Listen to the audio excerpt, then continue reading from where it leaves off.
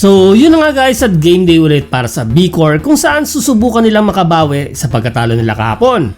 Nasayang ang magandang scoring ni Kai kahapon sa kanilang pagkatalo, kaya naman susubukan nilang maitabla ang kanilang dalawang laban kontra Tokyo Alvark. Kinain nga ng Tokyo ang B-Core sa rebounding kahapon, kaya naman aasahan ni Coach Ayuki na makontrol nila ang rebounds sa pangunguna ni Kai Sotto. Jump pack ulit ang venue ng Yokohama at ang ganda nga ng reception ng mga basketball fans sa Japan sa kanilang mga home courts. Same starting five para kay Coach Ayuki kung saan magre-rely muli ang B-Core sa kanilang 1-2 punch in Yuki Kawamura and Kai Sotto. Bago nga i-announce ang starting five ay makikita natin si Kai na tila nga ba nagdarasal simula ng first quarter at panalo si Kai sa jump ball.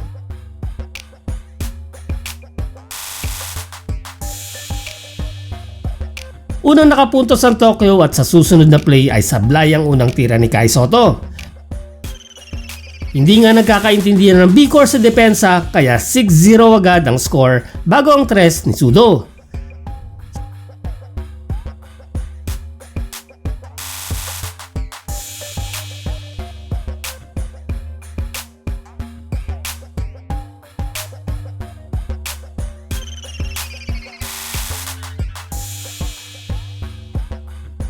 Sablay pa rin ang ikalawang attempt ni Kai sa isang fast break play.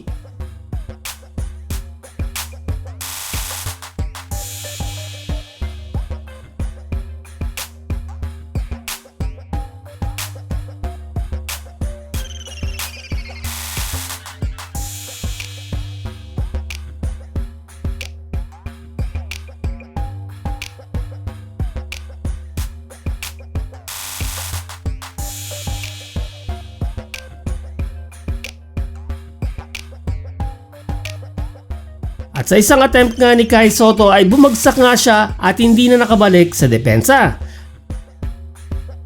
Dali-daling tumakbo si Yuki at ang kanyang mga teammates para i-check ang kalagayan ni Kai. Matagal-tagal nga din siyang nakahiga sa court at hinahawakan ng kanyang core area.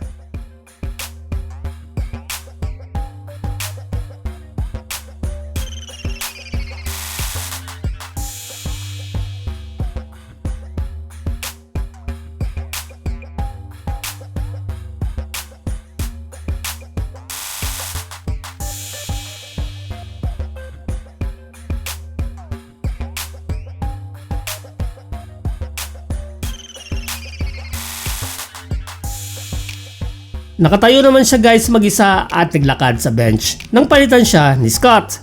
Panoorin natin guys ang ilan sa mga highlights ng laban at tignan natin kung makakabalik pa si Kai Sotto sa ballgame para makatulong sa kanyang team sa laban ng Tokyo Alvark at Yokohama B Corsairs.